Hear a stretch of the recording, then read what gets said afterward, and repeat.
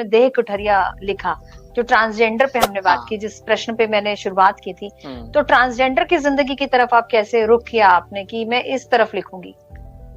Actually मुझे पता नहीं था कि ट्रांसजेंडर की जिंदगी हम औरतों से भी गई बीती है, मुझे ये नहीं पता था। मैंने तो एक सहज उत्सुकतावश मैंने लक्ष्मी नारायण त्रिपाठी का एक नावल पढ़ा था, मैं हिंजड़ा मैं लक्ष्मी। तो पढ़ा, मुझे अच्छा लगा, पर मुझे लगा कि उसमें कुछ बताया ही नहीं है। और किस उम्र में आपने पढ़ा था? अरे अभी 5-7 साल पहले जी। तो मुझे लगा कि उसने सारी बातें तो छुपा गया है और उसने हिजड़ा के जीवन पर कोई रोशनी ही नहीं डाली है, और उसने बहुत सारी चीजों पर कहा कि ये हमारी सोसाइटी में ये भी बताना बैन है, ये भी बताना बैन है, ये भी बताना बैन है। तो मुझे लगा कि नहीं, इसके लिए अच्छी खासी रिसर्च की जरूरत है ताकि हकीकतें सामने आए। और ये एक हकीकत नहीं है, हकीकतें मतलब वो बहुत सारी हकीकतें हैं। फिर मैंने रिसर्च चालू की, बहुत सारे लोगों से मिली, अब ये बहुत लंबी कहानी है। फिर मैं जाके देह कुठरिया लिख पाई और अमेजिंग अनुभव था अर्चना। मैंने इस तरह के लोगों की जिंदगी को जो निकट से देखा तो मेरी रूह कांप गई। कितना सहते हैं, कितना सहते हैं।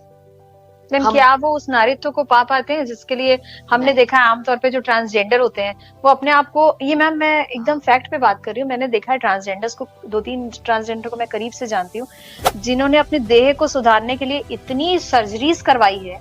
और मुझे लगता है कि एक महिला को उतना शौक शायद श्रृंगार का ना हो, लेकिन वो खुद को इतना निखारती है, इतना श्रृंगार करती है कि वो मतलब दुनिया में बेस्ट बन जाए। तो एक तरह से क्रूरता है ना हमारे शरीर के साथ। आप इस बारे में क्या कहेंगे, क्या सोच है इसके पीछे? नहीं, इसके पीछे का मनोविज्ञान सोचो, साइकोलॉजी इसके पीछे। उनको जिंदगी में कभी प्रेम नहीं मिला और उनको इसलिए दुत्कारा गया क्योंकि वो न लड़का है न लड़की। तो अगर लड़का है बाहर से और भीतर से लड़की है ना, तो सजना संवरना चाहता है, लड़कियों की तरह रहना चाहता है, उसको वो मौका नहीं मिला। और अगर बाहर से लड़की है भीतर से लड़का है तो एज ए लड़का तैयार होना चाहता है, हैंडसम दिखना चाहता है, गबरू दिखना चाहता है, उसको वो मौका नहीं मिला। तो ये सिर्फ उनका अपनी देह के प्रति असीम आकर्षण है। तो जब आप इनका देखेंगे ना, जैसे और कई बार ये महिलाओं से भी ज्यादा खूबसूरत बन जाती है। बहुत जी, इतने लोग अपने ऑपरेशन कराते हैं, मैंने देखा है, किसी की ठुड्डी छोटी है, किसी की ना, ऐसे तो हमारे सेलिब्रिटी भी कराते हैं, ये कोई बड़ी बात नहीं है, पर सेलिब्रिटी अफोर्ड कर सकते हैं ना, और वो वहां पर देह दुकान है, नहीं अफोर्ड कर सकते फिर भी ये लोग करवाते हैं। हाँ। तो ये उनका देह के प्रति असीम आकर्षण है, इससे वो छूट नहीं पाते। ये इनकी आप जो भी बोलो वीकनेस कह लो, या अच्छा ये खूबियों के मालिक भी बहुत होते हैं, टैलेंट इनमें भरपूर होता है, पर उनको टैलेंट अपना कम दिखाई देता है या उसकी कदर नहीं हो पाती है। ये बाहर ज्यादा भागते हैं कि हम दिखें सुंदर, हम जो हैं, हम जो फील करते हैं हम वैसे दिखें। तो मैम इनकी तो फिर जो नॉर्मल मैरिड लाइफ है वैसी तो ये नहीं जी पाते होंगे, तो फिर कैसे ये खुद को, जैसे हमारी एक दो ट्रांसजेंडर से बात हुई तो उन्होंने कहा कि हमारा आत्मा का प्रेम होता है।